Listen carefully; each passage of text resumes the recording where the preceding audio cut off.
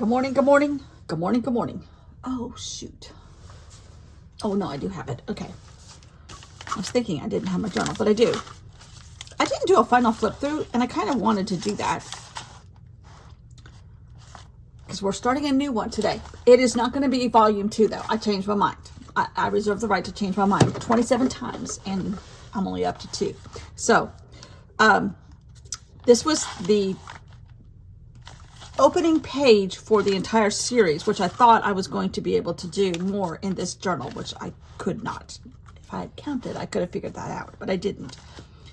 So C pieces, this is my reason why, which is to learn and journal and blah, blah, blah. So the first volume is called Sea Dragons. It was during the Triassic period. There used to be oceans in Nevada.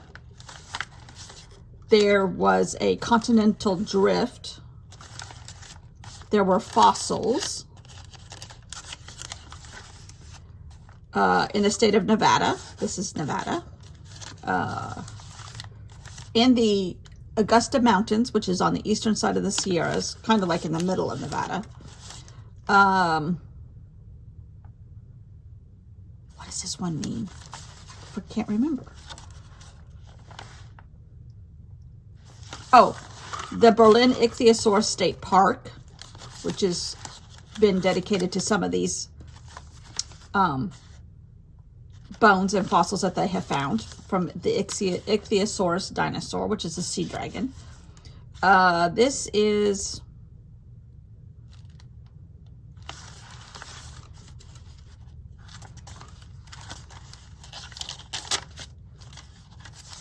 Annie Alexander, which is a famous explorer, paleontologist.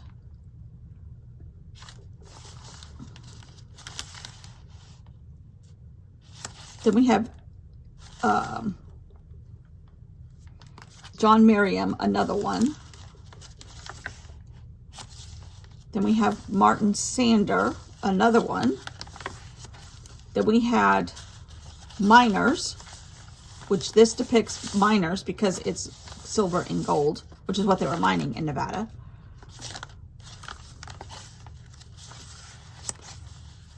This is bones. No, this is deep time, the concept of deep time, which is what millions and millions of years ago, they have shortened that to deep time. These little flappy things. I saw Allie Edwards do this in her junk journal, and I'm like, I like that. I like that. Then we had bones in an art museum. Why, yes, we can. And I had another flap. And there's bones in an art museum. This was bare rocks, which was another expression that they used. But these are piles of rocks, and there's shiny stuff in rocks, there's green stuff in rocks, there's flowers growing in rocks, there's fossils in the rocks, all the colors of the rocks. Sometimes there's like granite looking pinky colors in the rocks. This was Science Joins Art, and I put the symbols for gold and silver, or silver and gold. This is silver, this is gold. On the periodic table of elements, that depicts the science. And there was a dinosaur thing here, Triassic. Then I did an art flare over that stuff. This was the Nevada Museum of Art. And I had ones and zeros are in computers, and there was this gigantic light display that's all tech. So I mixed in the dinosaurs and the tech, which is what they did in the Museum of Art. This was, oh no, wait a minute. This is Big Eyes. What was that? Oh, okay. This was digital to physical and back, which is another thing they said about describing the museum display exhibit And I have ones and zeros, which is digital. This is the physical. This is the digital. Then I had big eyes. These, I went back to the dinosaurs then. These sea dragons had big eyes because they were deep, deep in the ocean and they needed bigger eyes to see better. And evolution brought them with big eyes. Then we did Nevada Museum of Art. And this is their symbol, an N. And a lot of the building is black with red accents on the sign. Then we did Helen Skinner was our last one, who is an artist that depicted a lot of paintings on the Eastern Sierras. And they sell her book, which is Charlotte Skinner in the Eastern Sierras, in the gift shop at the museum. So that was how we ended. And I made my circles, which I love, but I have some light pastels paper in here, and that represents her also. And then I wrote her name right there. So this was the final thing. I still haven't finished my field notes, but we are due snow here sometime this afternoon, late this afternoon. So it could snow. This is part of my field notes too. And I kept field notes in the back of this so that because I love what I call learning by journaling. And I've done several journals where I'm learning by journaling, but then when I get to look at them when I'm 80, I'm not going to remember what I was doing. As you could tell, sometimes I don't remember the next day. So the field notes are now going to be included in whenever I do learning by journaling, whatever topic it is. All right, so I'm starting a new project. It was the same project that I hinted at yesterday, but it's not going, even though there's an element of SEA, it's not going in that series. It's going to be separate because it's a very abstract thought process. Some of you, I do these videos for me. Thrilled to death that you're watching them.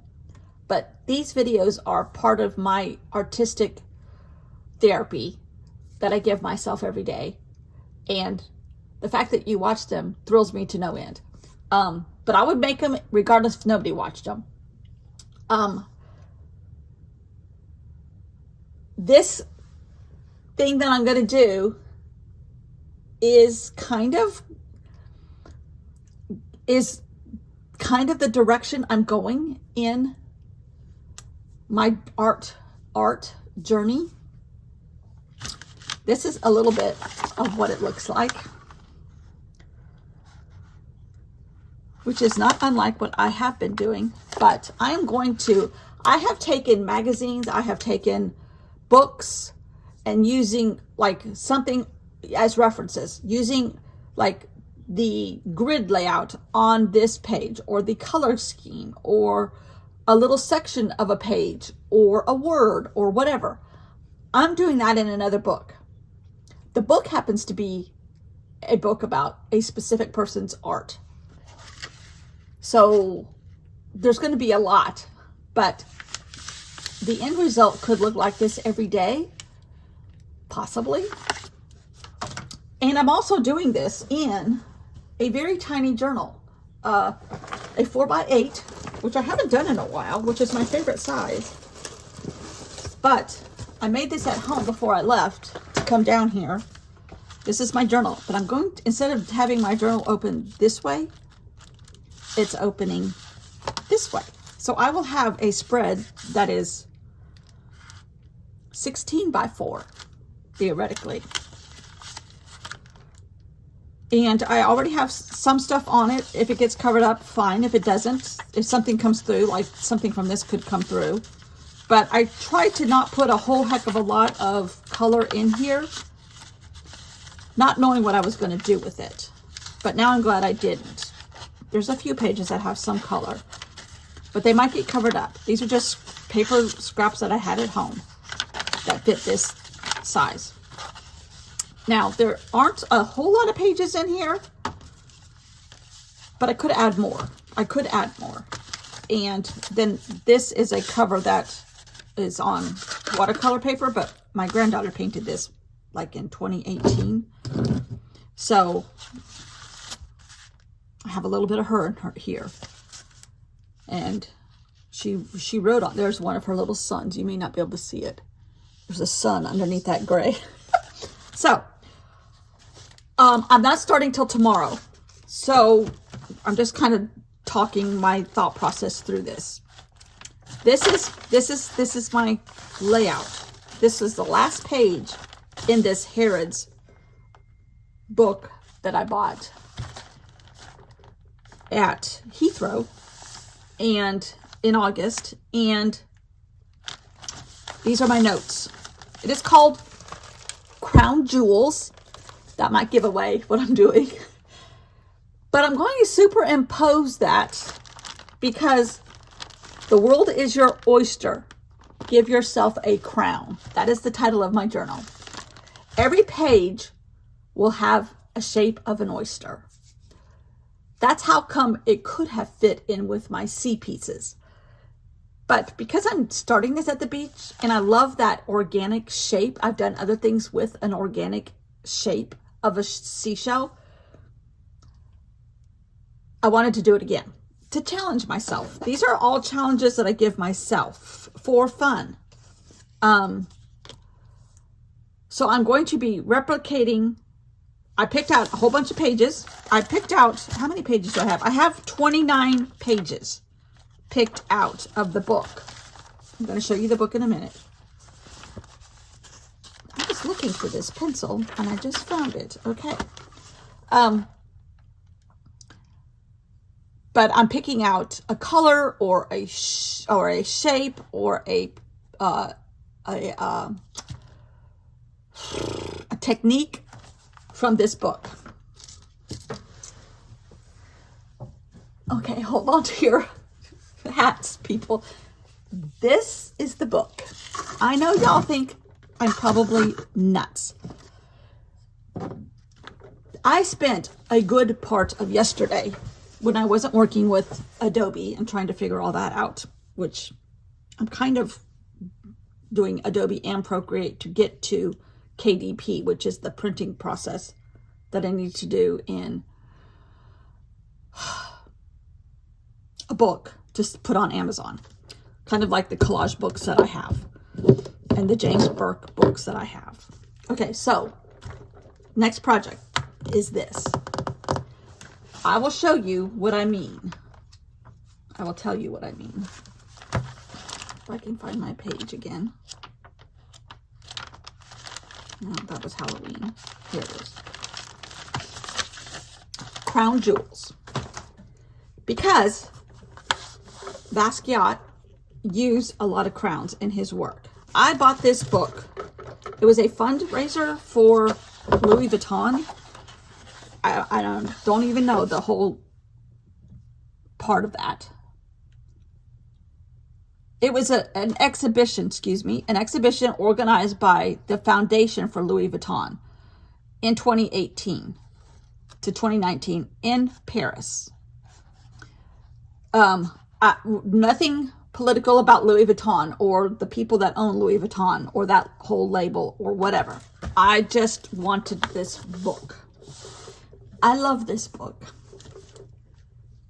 but I had never read it. I just look at the pictures. I spent the good part of yesterday reading it. I learned so much about some of his inspirations.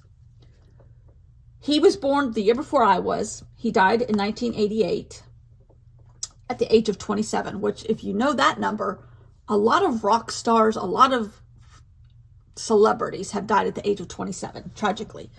He did have an overdose of drugs. Andy Warhol, who was a huge influence, not going into any of that either, he died the year before Basquiat did. They kind of had a little bit of a falling out before he died, Andy Warhol, and they actually weren't together when he died. They weren't together, I don't think, as a couple. There's all kinds of, because it said Andy Warhol had a partner, and it wasn't him. This man started out as a graffiti artist in New York in the 70s. He was raised by his mom and his dad, not always at the same time, pretty much never at the same time. His dad took him to Puerto Rico for a few years, which explains a little bit. He was also hit by a car, which explains a little bit, when he was 7. I didn't know that. And he was in the hospital for a month, and his mom brought him anatomy books. She always knew he could draw. And his mom brought him a ton of anatomy books in the hospital. Therefore, there's a lot of anatomy in his art. Did not know that. There's a quote in this book somewhere that says, visual and brain delight. Yes. So here's like an example of what I'll be doing. The first one is on page 57. This. He did a lot of heads. And on here I'm picking out stitching. Because me, also am a quilter. But he had like this stitching line running through this one. At first glance, this does not appeal to me at all. I like the color combos. I love adding black to stuff because to me, it just makes stuff pop.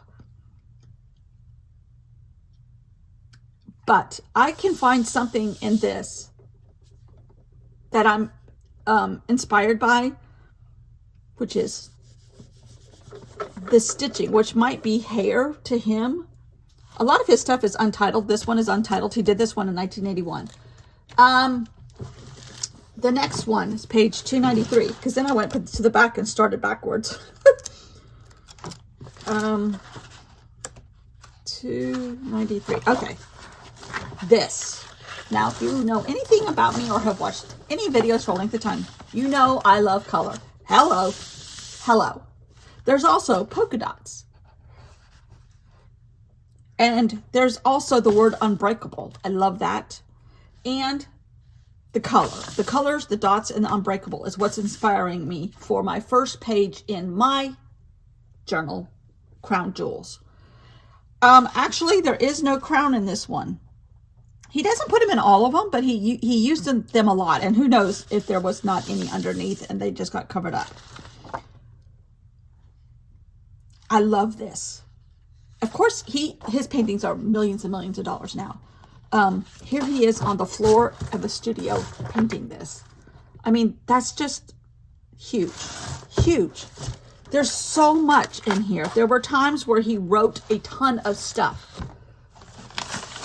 Last night, I was just playing. There's crowns in here. I put the scraps that were on my desk, I cut them up and put them down.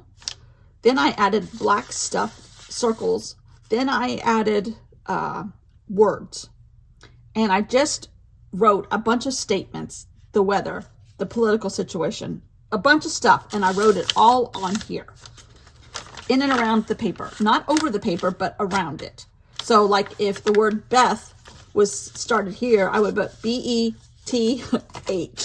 You know, H would be over here. There were some blank spots. I put crowns. I added more color. I added stamps. I added Posca pen. I added, I think I added a few more pieces of paper from that blue and green I used the other day. I added pink paint. And then I went over it early this morning with Mod Podge. I don't think I'm going to do anything to this, and it won't be in my journal. I don't think at this moment it won't be. This is on that white piece of paper from the child's easel paper. I love this. It is not art by any stretch of the imagination.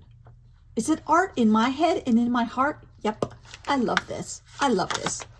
But it's not unlike what he did here. He just used different colors, blah, blah, blah. Some would say he's just throwing now, okay. In all honesty, there was a ton of drugs in this man's life, young man's life, tons of drugs. It was the time, the 70s and the 80s in New York. But, I mean, these are just like frantic. There are little tiny pieces of paper. This is acrylic, oil stick, and paper collage. He used to oil sticks a lot. I'm not even sure what oil sticks are. if they're like oil pastels. I'm not sure. There's Batman is in here. There's tons of words. And a lot of Spanish shows up, which makes sense now that I know he lived in Puerto Rico as a child. There's a lot of times he reprinted things because when he got in with Andy Warhol had a printing press and he could print these things over and over again. And then he cut them up into little pieces of paper. Then he put them down. Not unlike what we do, just different colors, different words, different things. I just find him fascinating. Sad, tragically sad also, where he was, then these are some things he did with Andy Warhol together. Does that even qualify as art? I don't know, but I'm sure this is worth millions of dollars. I love this green. In fact, this is on my list. Oh, the chair. I love this chair. Looks kind of like a beach chair, raffia. There's bicycles. There's anatomy. There's faces. There's black. There's snakes. I'm not sure what that is. There's geometric shapes.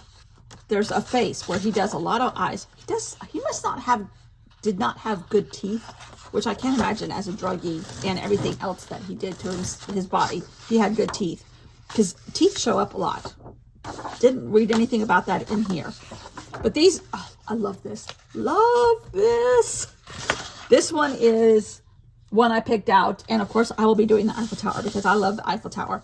But I mean, I just find, and I will put it in my work one way or another.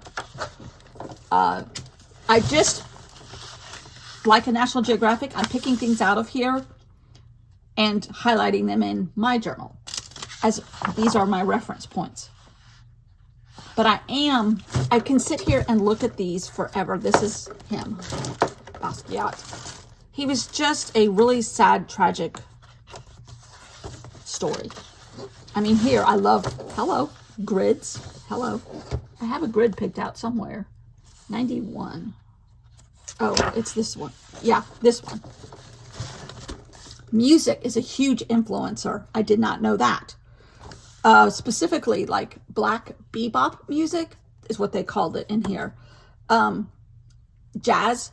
This is before hip hop and rap started in New York, or was at the very cusp of it, because he does do something with Jay-Z in here.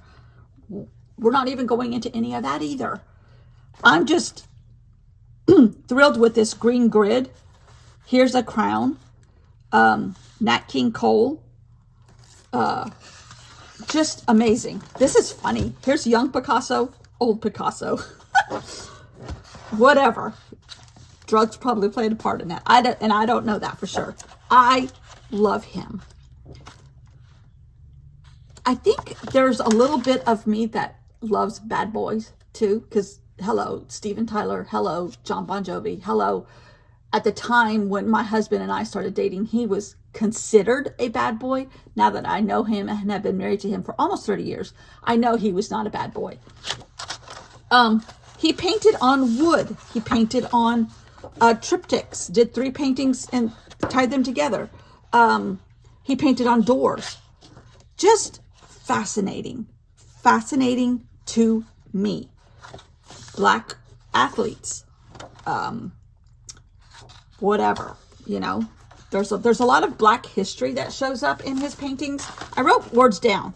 Heads, streets, anger, backgrounds, mixing of pictures, text, music, history, especially of the black people in America, current affairs, his car accident at 7, body parts, words, teeth, mythology is used a lot, medical, Warhol, and then AIDS, drugs, Puerto Rico. Samo is what he started out as, a graffiti.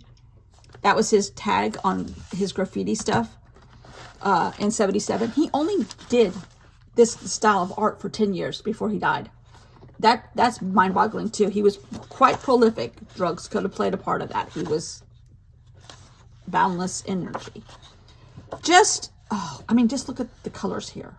Just look at the colors here. I love it. I love it. If this is not your cup of tea, I completely understand. I'm doing the same thing I always do, just kind of a wild reference. Not kind of, but a wild reference is going to be my inspiration. Do I think my stuff will go for millions of dollars? No, that's not the point. It's just to stretch your imagination. And that's what I wanted to do.